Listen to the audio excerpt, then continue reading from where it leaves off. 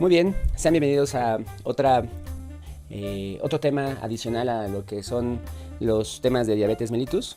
En este caso hablaremos de nutrición clínica, obviamente enfocada a este tipo de enfermedades.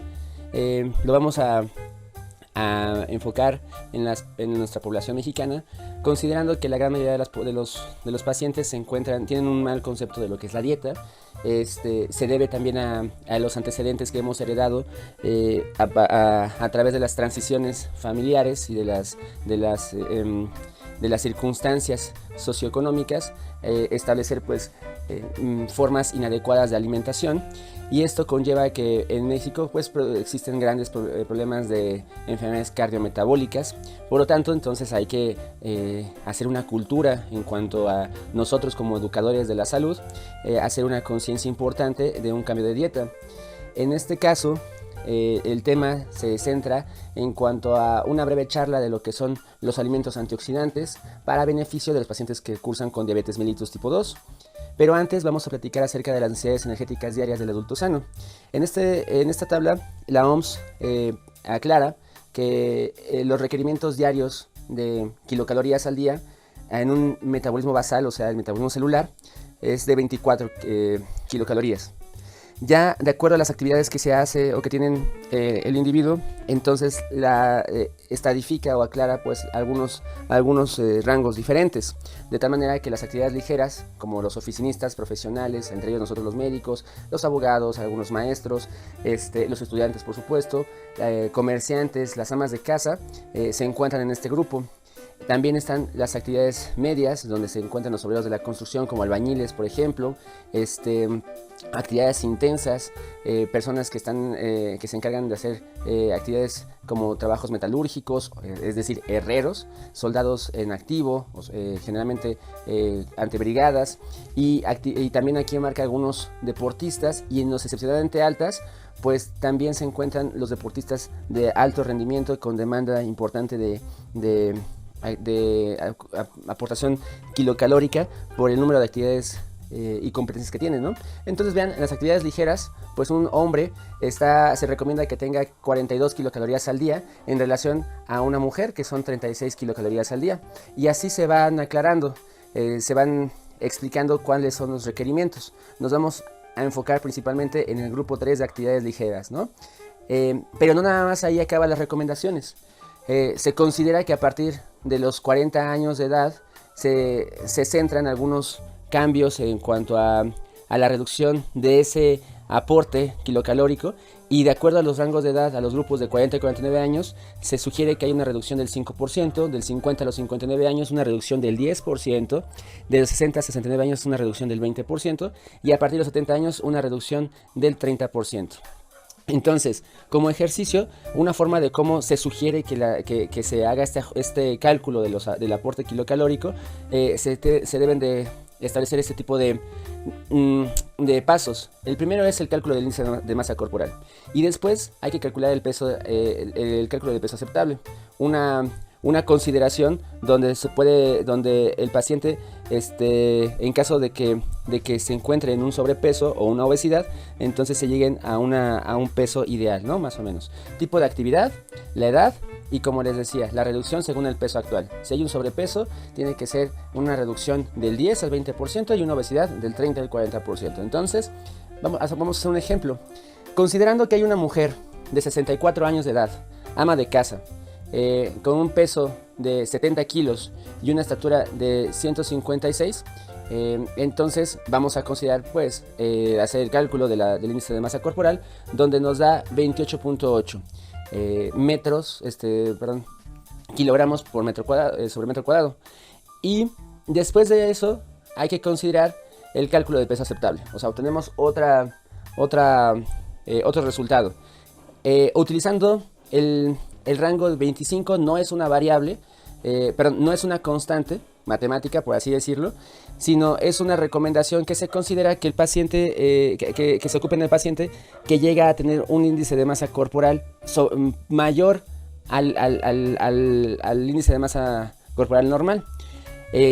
Recordemos que dentro de las tablas de la OMS, el índice de masa corporal ya indica que un resultado mayor a 25 kilogramos por metro cuadrado, pues entonces ya es un sobrepeso. Vamos a llevar a la paciente a ese peso, a ese índice, y entonces lo consideramos como la variable que vamos a considerar para obtener el resultado. Entonces 25 por 156 al cuadrado da 60.7 kilogramos. Ya después de eso consideramos el tipo de actividad. Recordemos que es una ama de casa y se encuentra en el grupo 3. Entonces los 60 kilos que son la recomendación en cuanto a su peso da 2.185 kilocalorías al día.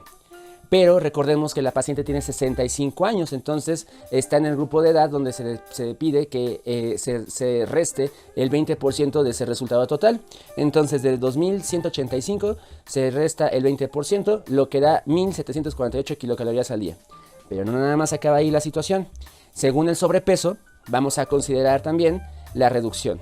Entonces, considerando que es una paciente que tiene un sobrepeso, se resta el 20% también, y de 1.748 kilocalorías resultan únicamente 1.400 kilocalorías. Ese es un ejemplo.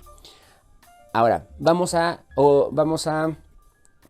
comentar otro ejemplo diferente, ya considerando cómo se reparte de ese resultado de kilocalorías al día, cuánto le corresponde a carbohidratos, cuánto le corresponde a proteínas y cuánto a grasas.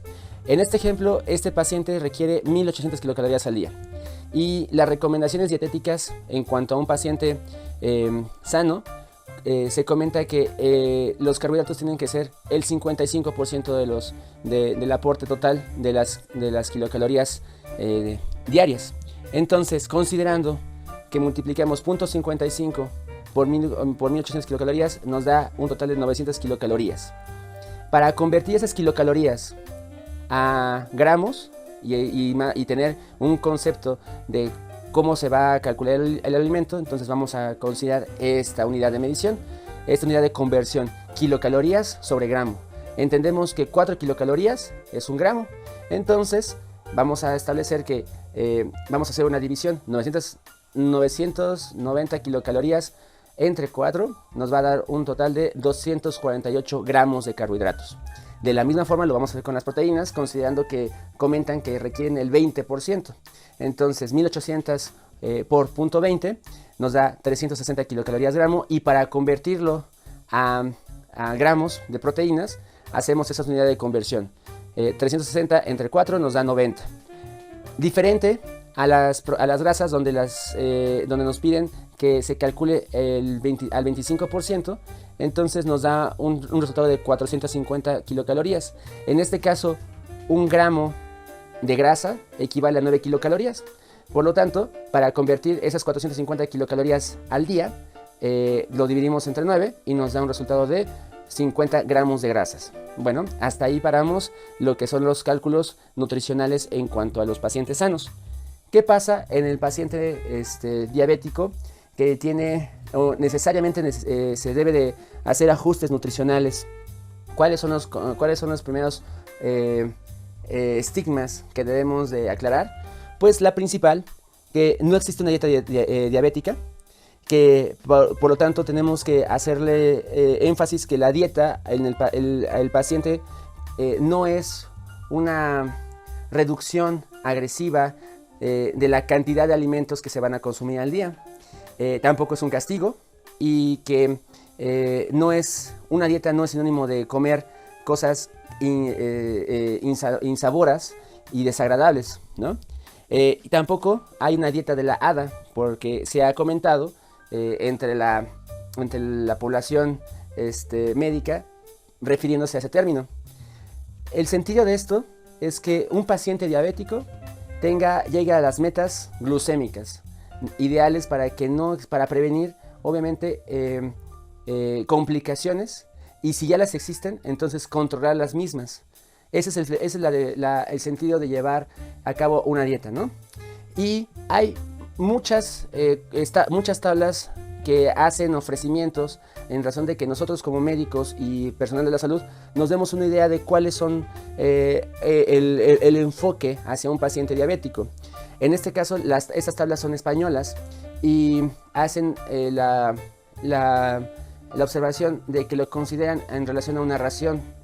En este caso, una ración es igual a 10 gramos de carbohidratos. Bueno, entonces, en la primera tabla vemos que una ración de guisantes o maíz congelados equivale a 80 gramos. Si una ración de papas equivale a 50 gramos y así sucesivamente, de tal suerte que una ración de 15 gramos de arroz blanco equivale a una ración, a un puré de papa, a unas cereales de desayuno, que obviamente no sean azucarados, y las harinas de maíz o de trigo. Las frutas, en relación a las raciones, quiero que hagan esta observación. Los 200 gramos de pomelo, o sea, la toronja, equivale a una ración. Caso contrario, al extremo inferior derecho, donde se encuentran las uvas, donde nada más sugieren que sea una ración de 50 gramos. De la misma forma, también los plátanos, también las chirimoyas, las cerezas. Entonces, el grupo de raciones donde se centra más, se sugiere que haya un aumento en la cantidad: la sandía, el melón, las frambuesas, las fresas y las mandarinas, por así decirlo, ¿no? También las verduras tienen sugerencias en cuanto a la cantidad. El grupo mayoritario son las berenjenas, las acelgas, brócoli, la coliflor, la lechuga, las espinacas, los champiñones, los rábanos, el pepino.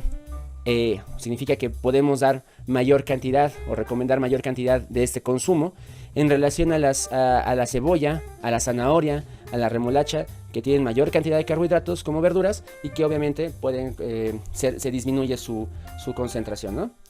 Ahora, ¿qué onda con la tortilla? Dado que es parte indispensable de la dieta del paciente, generalmente tenemos, inclusive nosotros como médicos, esa estigmación de que la tortilla inclusive puede ser perjudicial para su salud o para su control dietético, y entonces es el acabose para muchos de los pacientes, porque es lo que le pudiera dar, lo que le pudiera enriquecer su sazón y lo que le pudiera generar placer en el sentido de saciedad, ¿no? Bueno, entonces en esta tabla nutricional obtenida de una página que se llama Fat Secret. Esa página está allí, obviamente, como se puede registrar uno, y consideran algunas situaciones en cuanto al lugar donde se encuentra el consultante, en este caso pues México. Entonces se va dirigiendo sus recomendaciones dietéticas en cuanto a la zona donde se encuentra en el mundo, ¿no? Nos menciona esta página que una tortilla nixtamalizada, obviamente, se obtiene 11% de grasas, 79% de carbohidratos y 10% de proteínas. Entonces, una tortilla nos puede ofrecer 52 kilocalorías. ¿Qué observamos con una tortilla de harina? Pues que nos da 23% de grasas, 67% de carbohidratos, menor a la del maíz, y 11% de proteínas, ¿no? Entonces, una tortilla de harina nos da 41 kilocalorías, pero caso contrario, y no lo puse en la diapositiva, a una tortilla de trigo, donde la tortilla de trigo prácticamente consiste en un aporte del 90% de carbohidratos y obviamente su aporte kilocalórico es mucho más. ¿Qué pasa con los líquidos? En este caso, pues comparamos, la primera tabla compara los líquidos, las bebidas que tienen carbohidratos con las que tienen carbohidratos, ¿no? Las principales que tienen carbohidratos, agua mineral, que no tienen carbohidratos, agua mineral, café, las infusiones o el té, obviamente las gaseosas naturales y las bebidas light o dietéticas. Aquí vale la pena hacer un paréntesis con las bebidas light o dietéticas. En el sentido estricto, en estas tablas, por las características de la molécula de glucosa y sus derivados, sacarosa, fructosa, no hacen un aporte kilocalórico, pero no se consideran los endulzocolorantes, que esos, por el simple hecho de darle color a la bebida, sí pueden ofrecer un aporte de hidratos de carbono, y por lo tanto podría salir de esta tabla desde mi punto de vista y en relación a otros artículos. Bueno, en el sentido de las tablas de las bebidas con hidratos de carbono, las tónicas, ¿cuáles son esas? Las bebidas que tienen una gran cantidad de concentración de azúcar, los refrescos de cola, los tés, que también están en forma de bebidas carbonizadas, los que se consideran como shots de bebidas energéticas, y las isotónicas. ¿Cuáles son esas? Los sueros comerciales que generalmente se ocupan para hidratación, y en este caso estas bebidas las vamos a mencionar en próximas clases en relación al tema de enfermedades diarreicas. En la tabla de abajo pues vemos las características de los vinos, de las bebidas alcoholizadas, donde observamos que la cerveza, que tiene 5 grados, ofrece 4 gramos de alcohol, 4 gramos de carbohidratos, y lo mismo pasa con el vino de mesa, que tiene 12 grados, ofrece menos de 1 gramo de carbohidratos en una porción ya establecida. De ahí para abajo, casi todas, como el whisky y el coñac, prácticamente no ofrece nada, ¿no? Ahora, en el sentido estricto, vamos a platicar un poco acerca del café y del vino de mesa. ¿Por qué? Porque son bebidas son bebidas de uso común, de uso prácticamente en la vida cotidiana. Y si comparamos el consumo de cerveza con el vino, bueno, efectivamente gana el vino, y otros derivados inclusive en relación al vino de mesa no es tan frecuente o popular en la población mexicana. Sin embargo, esta diapositiva nos da entrada al tema central. Entonces, platicar un poquito acerca de lo que es el café, puesto que también hay varios estigmas en relación a las prohibiciones que se han sugerido hacia el paciente. Se entiende que el café inclusive puede ser perjudicial para la salud, sobre todo cuando el paciente tiene problemas cardiovasculares, en el sentido de un daño endotelial importante, porque generalmente se entiende que puede ocasionar aumento de la presión arterial o un aumento de la frecuencia cardíaca. Se han establecido algunas observaciones en cuanto al uso del café. La primera es que se debe de considerar las particularidades de cada persona. ¿Qué significa eso? Que las personas pueden, el efecto de una taza de café no es el mismo que de una persona en relación a la otra. Algunos pueden pueden presentar datos de ansiedad, de insomnio, o algunos inclusive pueden no reflejar nada. Entonces ya está en consideración a cómo el paciente se conozca. El segundo es el contenido del café, o sea, estamos analizando que el café como tal, la taza de café, aparte de tener cafeína, tiene otros componentes. Si consideramos nada más que el contenido del café tiene cafeína, y la forma en cómo se sugiere que tenga pues ese tipo de recomendaciones al día, se ha encontrado que son 300 miligramos de cafeína al día. En promedio, para preparar una taza de café casera, involucra pues ese tipo de aspectos de 3 gramos de café al día diluidos en 100 mililitros, ¿no? Bueno, entonces esos 3 gramos de café en realidad nos dan permisibilidad para tomar 7 o 8 tazas de café al día.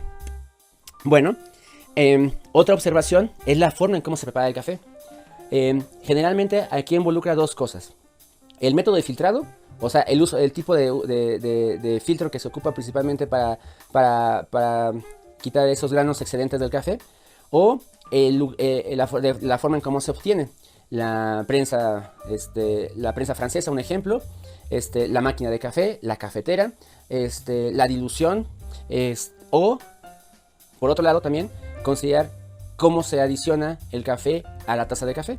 Agregar azúcar o agregar crema, eso es totalmente diferente, y ya cambia entonces el concepto de lo que es la taza de café y la forma en cómo se recomienda que se tome sin endulzantes o alimentos o algún tipo de sustitutos de azúcar, ¿no?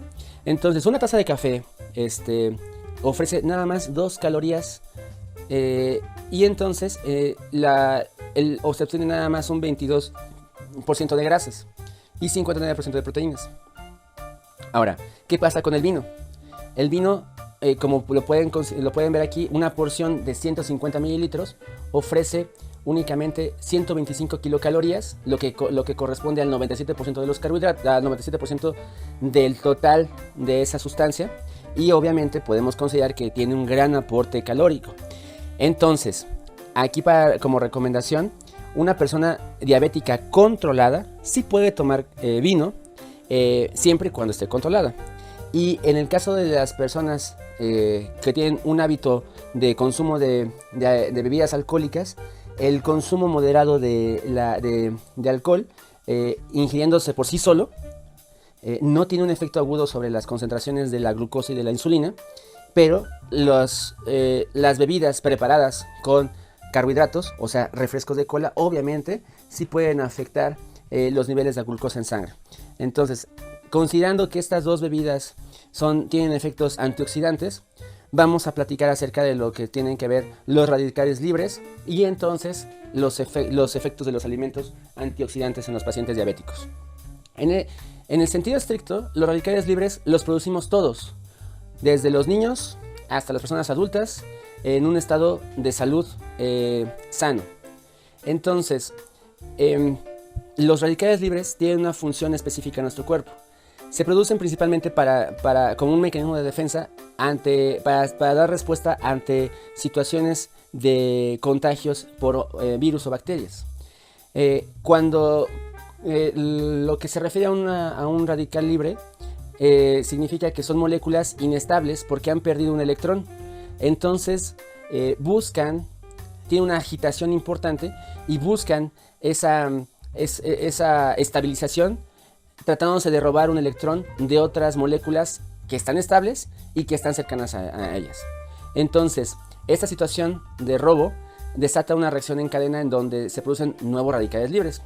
El que robó está estabilizado y el que es robado entonces empieza a entrar en un cuadro de alteración. Esto, a su vez, puede ser influenciado por factores ambientales o externos, lo que va a aumentar la producción de radicales libres. Entonces, la contaminación ambiental es uno de ellos, por humos contaminantes, y también el tabaquismo directamente, así como la dieta rica en grasas, la exposición a los rayos ultravioleta y, por supuesto, pacientes que tienen diabetes mellitus mal controlada y que han presentado cuadros de infección o que han estado bajo una situación de descompensación de la diabetes, lo que puede llevar a un estrés oxidativo. Esto va a ocasionar, obviamente, que impacte directamente en el endotelio a nivel de toda la economía corporal, y entonces se puedan establecer enfermedades macrovasculares o microvasculares. Entonces, bueno, considerando cuál es la intención de platicar acerca de los antioxidantes, pues es el favorecer a que los radicales libres se estabilicen o de cierta forma se desactiven.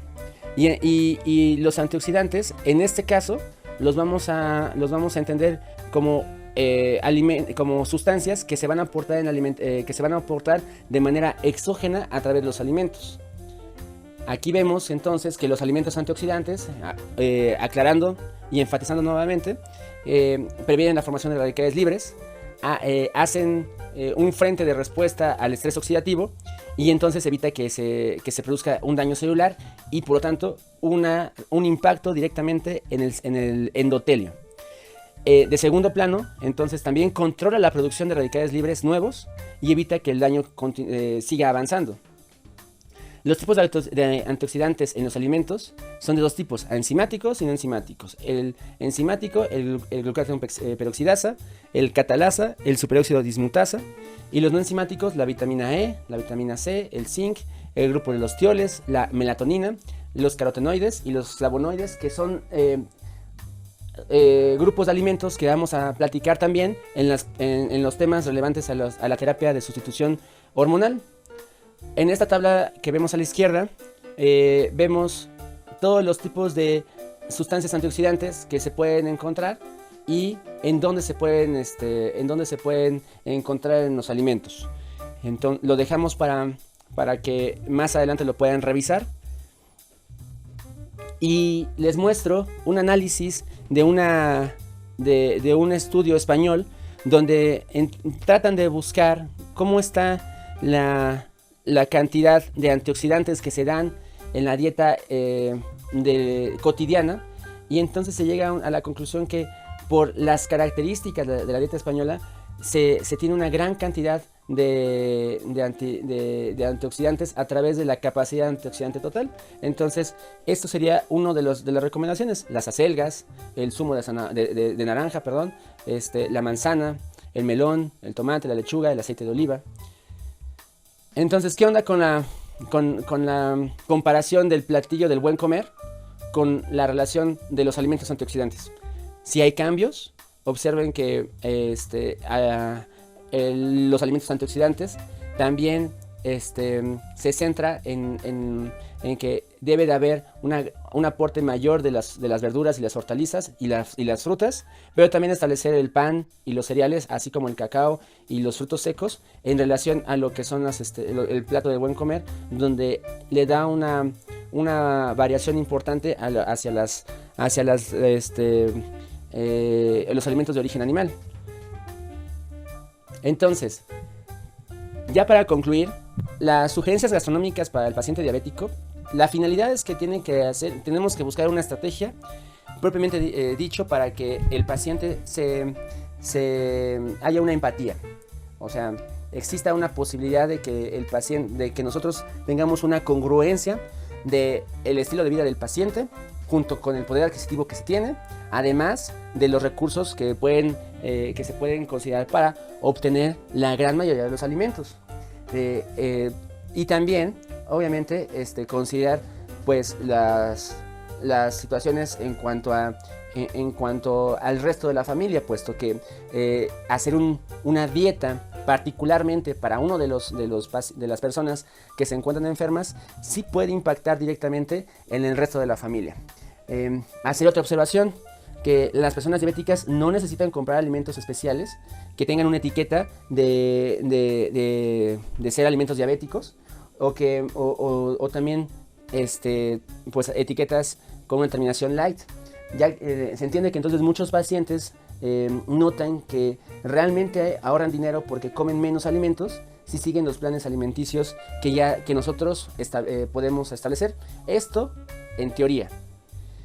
Vamos a hacer un ejercicio que podríamos analizar entonces la dieta que se ofrece a través de las guías de práctica clínica mexicanas para un paciente diabético y saber si el paciente tiene,